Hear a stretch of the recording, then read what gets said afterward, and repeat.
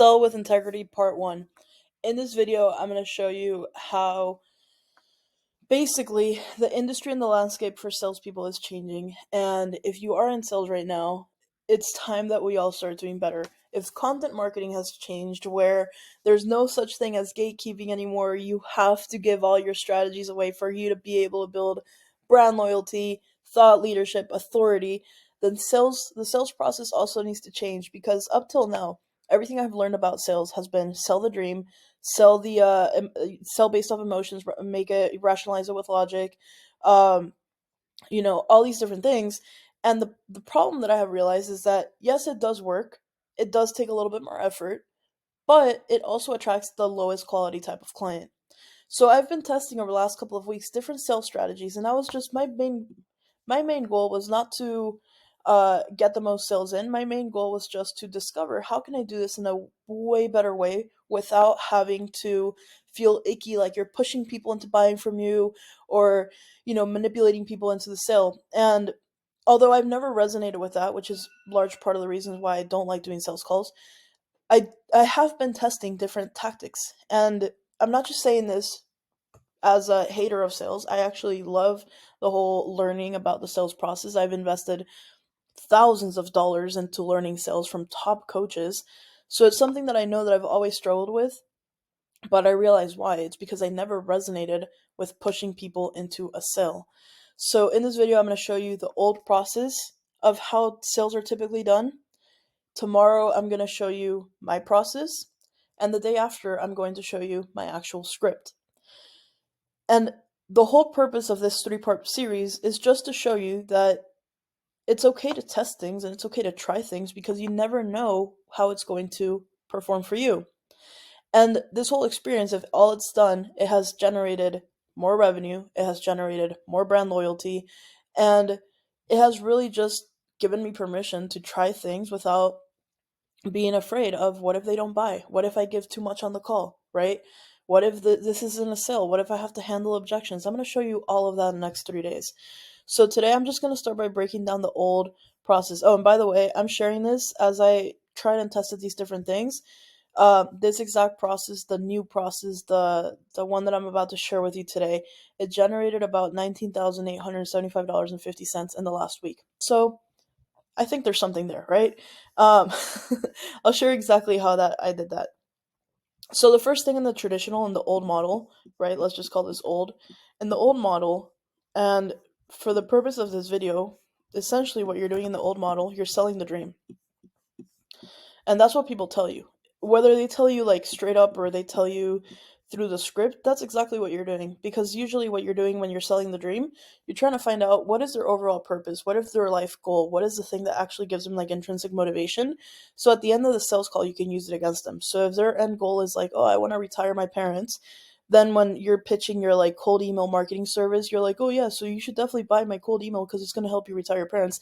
And in a way, it might, right? But it's not just through a cold email. That person's also going to have to go through fixing their funnels, fixing their offer, finding target audience, finding product market fit, right? So many factors that you can't just sell the dream and expect that one solution is going to be the end all be all. So a lot of times people buy the dream and at the end they end up saying that was a scam, that person sucks, that's a fraud, and then they report you to the BCC, they report you to sorry, not BCC, the BBB, they report you to FCC, or FTC, they report you to these like entities where now all of a sudden you face class action lawsuits, and this is why eight figure coaches, consultants, very big name brands are right now under lawsuits with the FTC for having misrepresentation in their sales process, for having like manipulative and pushy tactics. Like it's actually illegal. Like check for yourself, go into FTC, check for yourself.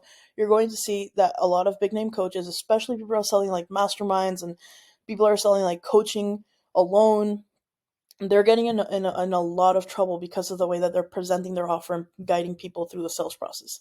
So the first thing is that most people, whatever industry you're in, most people think that lead generation means spray and pray. So most people think that you need to get in front of as many people as possible, whether or not they're an ideal client or not. You just got to get in front of them. And a lot of us, we experience this as LinkedIn users.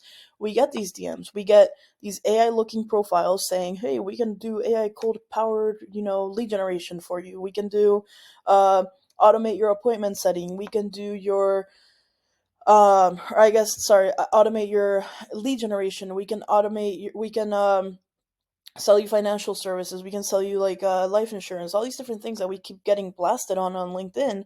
And they're just spraying and praying without taking the time to actually look at the profile and say, is this person a good fit for my offer?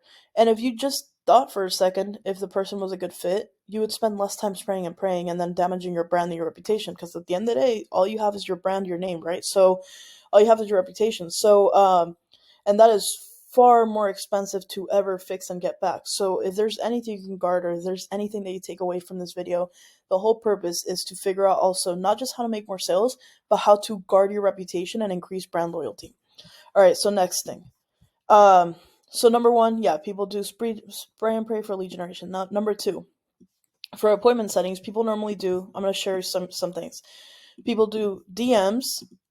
They also, a lot of the times it's just salesy DMs, and they do a bunch of follow ups, and then they end up getting ghosted. There's nothing wrong with sending DMs. I send DMs all the time. It's just different, right? I will show you tomorrow how I do this differently. But the thing is that most people, they're very salesy about it. They immediately reach out to you and they ask if you want to buy their thing or whatever the case is. And I see this time and time and time again across multiple sellers on LinkedIn. The thing is, again, I'm not trying to bash you, not trying to bring you down. I respect the hustle, I respect the grind. However, I will say that there are better ways. And what ends up happening is like the video I shared yesterday, where you send the DMs, and now all of a sudden, yes, people are either ignoring you, they're replying to you, maybe a small percentage is actually buying from you, but in the process, you just pissed off and like spammed your entire network. And then what happens is now they're going to be afraid. And again, I've seen this happen.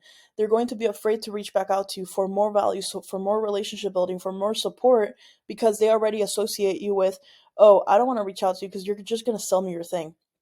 And that alone damages the longevity of your brand, right? So, yes, you will get some wins that way. I'm not doubting it. But I am just saying that what I have seen in time, it's going to cause more harm than good, because after you burn through your initial network, that initial network is burned. It's not something that you're going to be able to come back and, and all these different things. It's going to take time to rebuild and repair that relationship. And immediately, because we're so spammed all day long by all services and products, even if your product is the most amazing thing in the world, because we're spammed from every direction every single day, we just build that association, right? And it might be unconscious, but we build it. We're humans. That's what we do, right? So just be careful with that, because it will get a point where people just start associating you with, oh yeah, oh, that person's like super salesy, and then they'll just be afraid to reach out because they're afraid of being pushed into the sale. So, and the funny thing is, human behavior wise, people love buying things, but they hate being sold to. So, that's also another concept to remember. Like, people love buying things, but they hate being sold to. So again, this is just, take it with a grain of salt, try it out for yourself, and I'll share with you exactly like what to do instead tomorrow. Now, when it comes down to this process of appointment setting, you're either getting a bunch of no shows because the emotional commitment to actually schedule the call was so low, because it was you reaching out to them, because it was you talking about, your product or service, because in their mind, they expect that a sale is coming. The likelihood that they show up is very little. They're just not going to prioritize you, point blank, because at this stage, mentally, they're not ready for you. Or maybe they are, but they wanted to either be nice or didn't want to be rude or whatever. A lot of them are going to do no shows and reschedules. Not everybody will do no shows and reschedules, and if you have a good follow up appointment setting system, you'll be fine, right? I'm not saying it doesn't work. I'm just saying that there's better ways. And then if they do show up, this is a traditional sales script. They first find out why is it important to you, which is not a bad question, but then immediately they go into like, what's the big dream? Then they say words like gotcha, so what I hear you saying, and again, I've worked with salespeople, I've also hired salespeople, and when I hear this kind of things, I'm like, no, I wouldn't buy from you, so no way, right? And then usually they're like, buy my stuff, persuade them into thinking no matter what, the solution that you have is the best for them. And then they usually are trained on, don't get off the phone until they say yes. Again, all these strategies work, they generate sales. However, how does the user on the other side, how does the buyer on the other side feel? They feel pushed, they feel pressured, they don't like that they're being pushed or pressured. A small percentage will actually enjoy that, but the majority of people will just feel like icky, right? Like, oh my gosh, that was so manipulative, or like, I know exactly what you're doing, and stuff like that. So a lot of the times, then you have objection handling. And the objection handling is now pushing them into the sale, into bullying, into manipulation. And the thing is that because we are all trained on ethical manipulation, we think it's okay. But ethical manipulation is actually not okay because it's biased ethical manipulation, because the end outcome, whether you buy or not, the end goal is for the salesperson to get their commission or to get their payment. And in that sense, ethical manipulation goes out the window because now you're not doing it in the greater good for the person. You're doing it in the greater good for your paycheck, right? So there is nothing ethical about ethical manipulation, especially because it's biased, because there is a transaction involved that's going to favor you in the long term. This is why I don't resonate with ethical manipulation. Manipulation is manipulation, period. Right? So, um, what happens is that if they say no or they say yeah, they say, let me think about it, I don't have money, whatever it is, then that turns into a vicious cycle of follow ups, and then you end up getting ghosted. With this process, it works. Most people will get anywhere from 1 to 3 clients from this process. It works. But at what cost? The first one, oh, sorry, I forgot the no shows here again, follow ups, right? This works. The cost of this, of having the calls and doing the objection handling and doing follow ups and getting ghosted, all of this, you will have to do calls, you will have to send DMs, you will have to do all of this. You're going to be selling the dream, and you're going to get maybe 1, 2, 3 sales out of 10 calls. However, this is the part that I least like about this whole thing: the clients that it attracts. They buy because they're buying the hype, they're buying from the pressure. They are buying based off emotion, and I know that we've all been trained on sell based off the emotion, because then they'll buy and they'll have they'll rationalize it themselves, and then, you know, trick themselves that it was a good purchase, override their logic, whatever, right? This is everything we've been taught. But because they buy based off emotion, they lack motivation to do the work, because they're not really sold on the actual thing that you're doing. They're sold on the emotional outcome of the dream that you probably won't deliver, because they're not going to be motivated enough to do the work. They're not going to be the most qualified client, and they either made rash decisions or they felt pressured, which they end up then having buyer's remorse. They end up asking for refunds or chargebacks, which is really, really dangerous. If you're getting a bunch of chargebacks, you can get kicked off the credit card processors, and then there goes your business. Um, they end up not doing the work, and then they end up complaining that your process did not work. So this is why a lot of people, and after posting yesterday's video, a lot of people hate sales calls, and I hate sales calls too. Call is the modern sales process, and then the day after that, I'm going to show you the actual script of how I take people through from that into investing into what we're selling. And yeah. So if you have any questions, let me know. Again, like I said, this is the way that we've all been told. If we stray away from this, we've been told it's not going to be successful. But as a buyer on the buyer end and as a seller on the seller end, I have found ways to shift this without having to feel icky and manipulative, and actually ending with higher quality, better paying clients. Make sure to hit the subscribe button somewhere on my LinkedIn page, or if you're watching this on YouTube. And yeah, come back tomorrow for part 2. Thanks for watching this video.